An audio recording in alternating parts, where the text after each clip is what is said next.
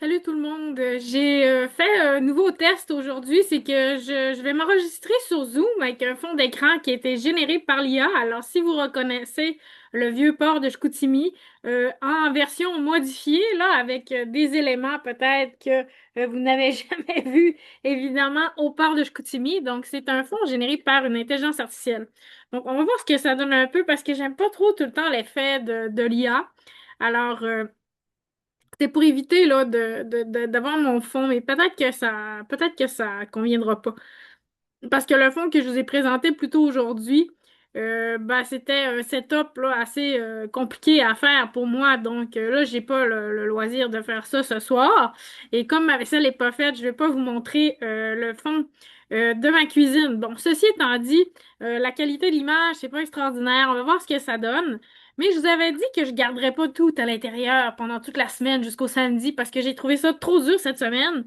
J'en avais trop à dire, puis j'ai pas pris le temps vraiment de bien analyser là, tous les éléments que j'avais en tête pour certains articles justement où je voulais aller plus en profondeur. Alors là, je voulais réagir à Sébastien Bouvet qui recevait Éric Duhem. Ben, je voulais plutôt réagir à Éric Duhem qu'à Sébastien Bouvet, mais soit dit en passant, je trouve que Sébastien Bouvet est vraiment un bon journaliste, à mon avis. J'aime beaucoup ses questions, puis son approche et tout ça, mais je suis pas là pour parler de mon opinion de Sébastien Bouvet.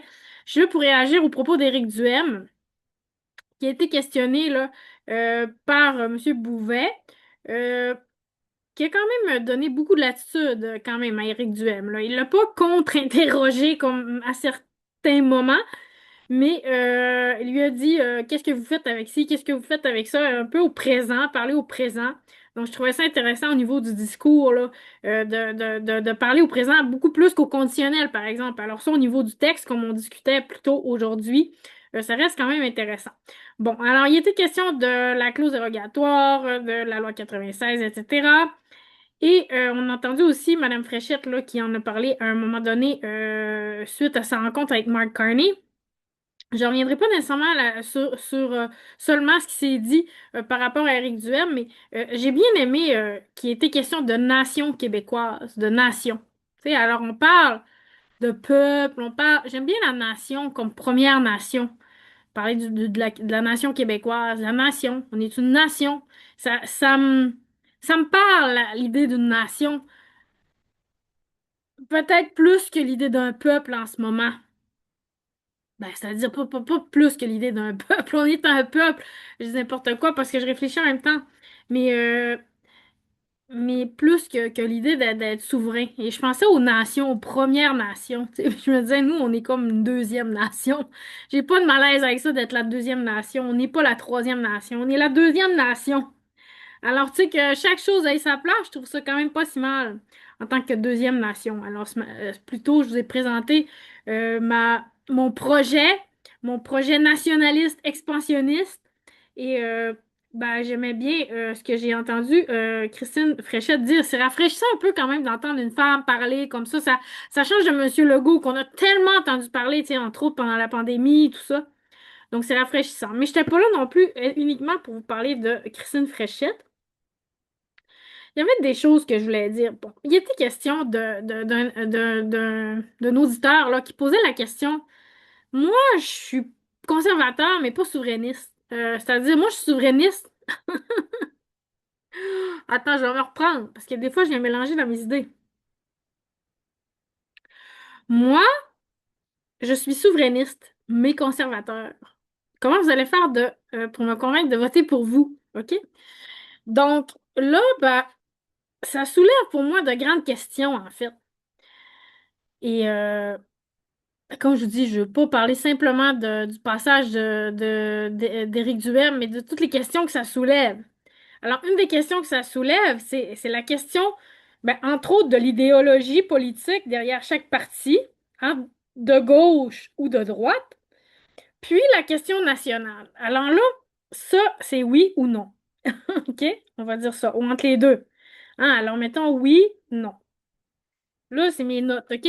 Alors là, si vous, non, vous verrez pas mes notes, hein, parce que j'ai mis un fond d'écran. Ça y est, on est fait à l'os. Ça fait comme un axe ici, hein? Gauche-droite, oui, non. Comprenez-vous? Moi, je suis un peu en plein milieu pour de vrai. Tu sais, je veux pas me targuer d'être objective, là, plus qu'un autre. Puis de faire semblant parce que je suis journaliste ou quoi. Non, je suis vraiment quand même pas mal au centre, OK? Mais on peut être à chaque coin du cadran. Vous comprenez ce que je veux dire? On peut être oui à gauche, non à gauche. On peut être oui à droite et non à droite. Donc, ça complique un peu les choses.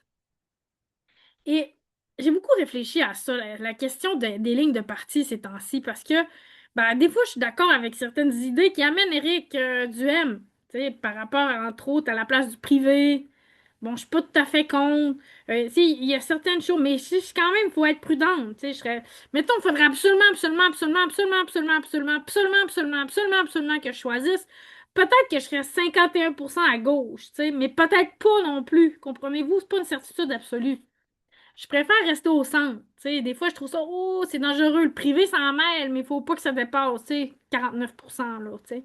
Faut que ça reste, bon.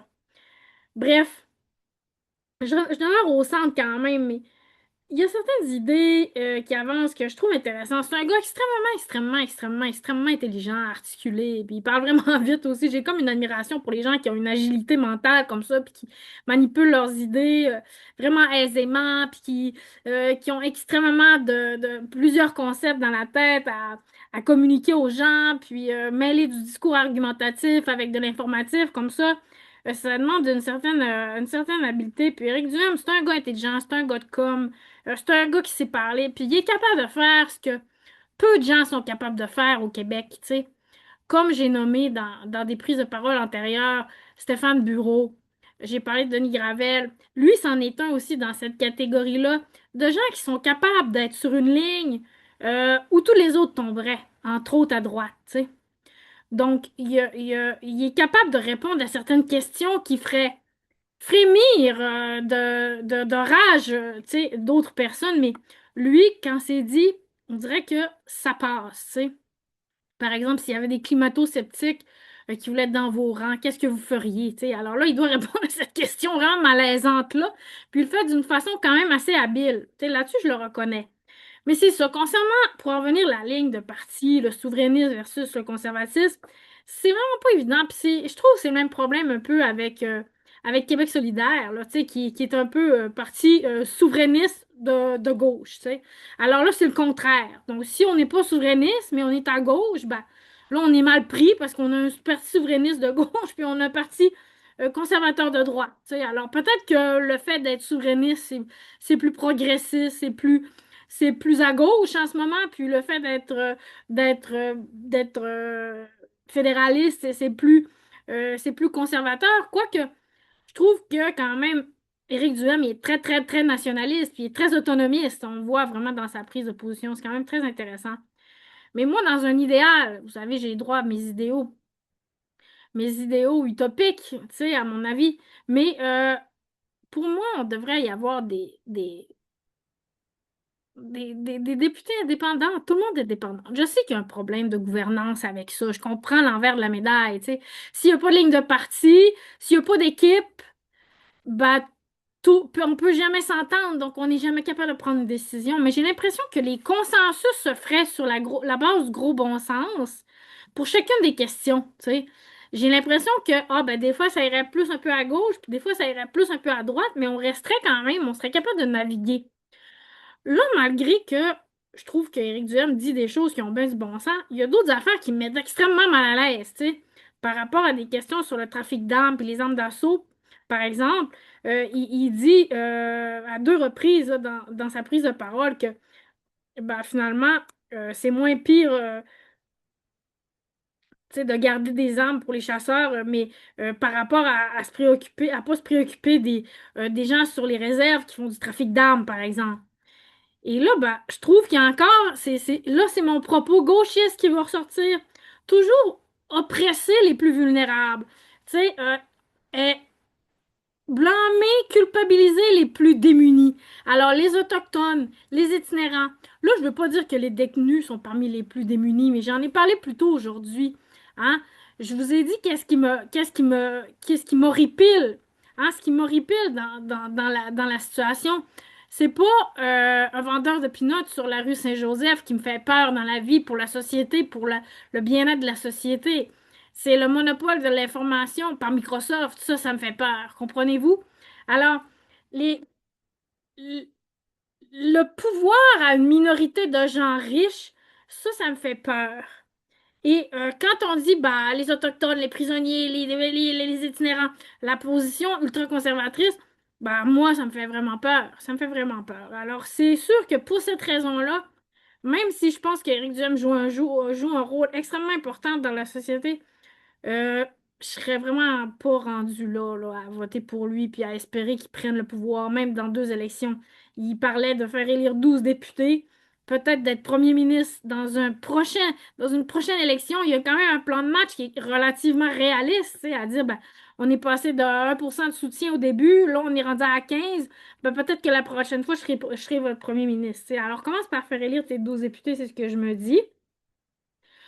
Donc, c'est ça. La question là, des Autochtones, je trouve ça extrêmement maladroit parce que ce qui explique que les Autochtones ont ce comportement-là aujourd'hui, je nie pas qu'il peut se passer des choses dans certaines réserves, mais tu sais, je pense qu'on comprend pas le pourquoi. Tu sais, on comprend pas pourquoi les gens agissent comme ça. Quand tu opprimes des gens pendant des années, des années, des années, ben, à un moment donné, les gens, ils ont une révolte. Ils se font dire de se fermer la gueule. Ils font quoi, ces gens-là, tu sais?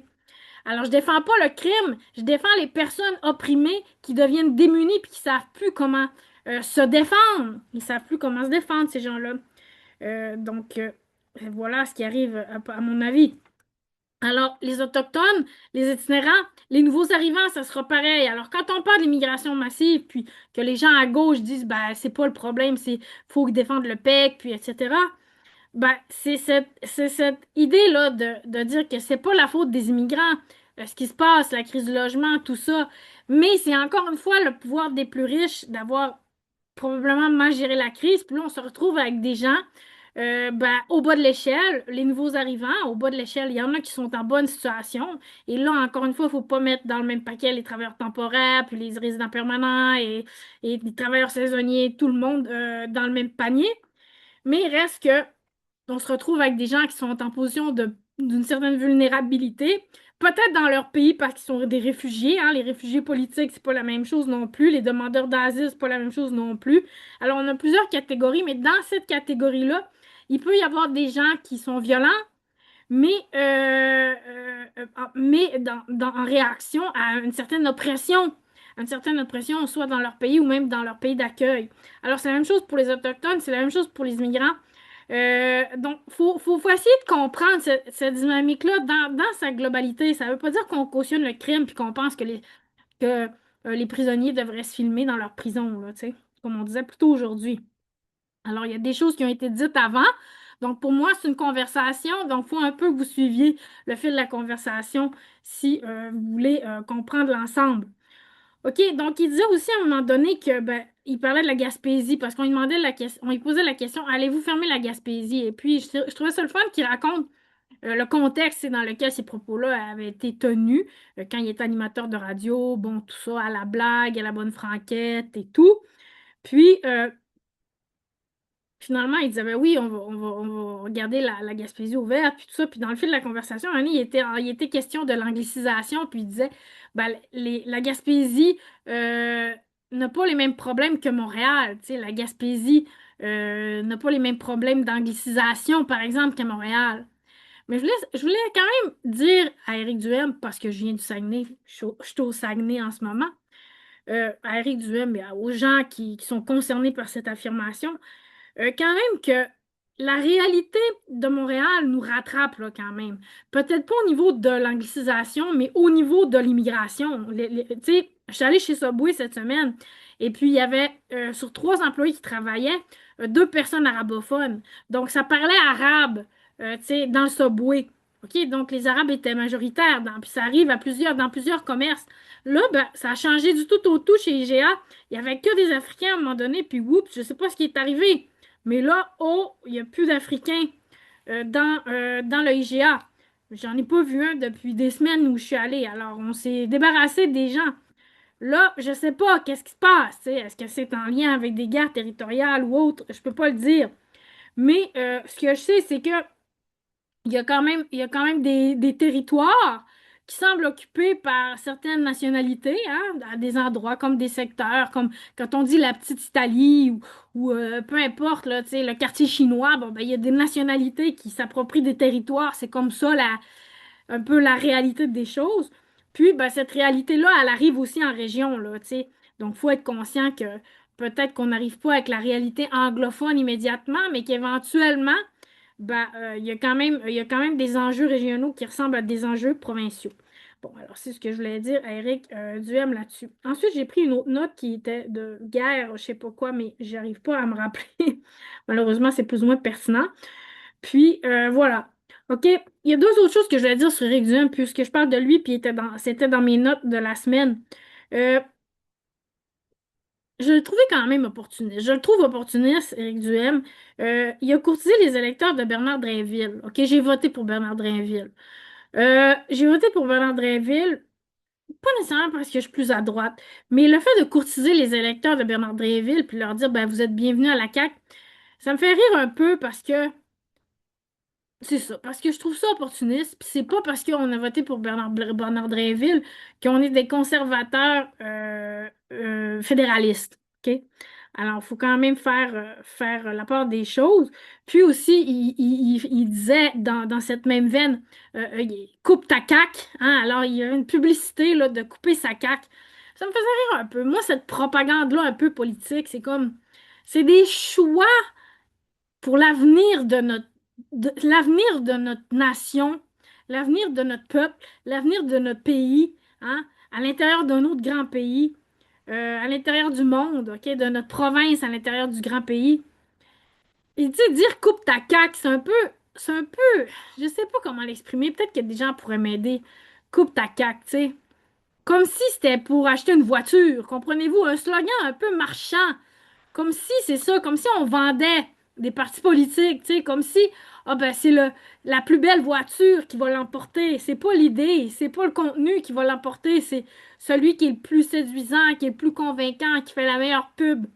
C'est ça que j'ai pas aimé, là. Tu sais, qu'est-ce qui fait qu'on va acheter un produit plutôt qu'un autre? Ben, des fois, la publicité joue pour beaucoup, pas toujours la qualité du produit. Alors, je veux pas dire par là que Éric Duhem n'est pas un produit de qualité, mais je veux dire que s'il se vend, hein, s'il se vend comme un produit, ben pour moi, ça lui enlève un peu de la crédibilité.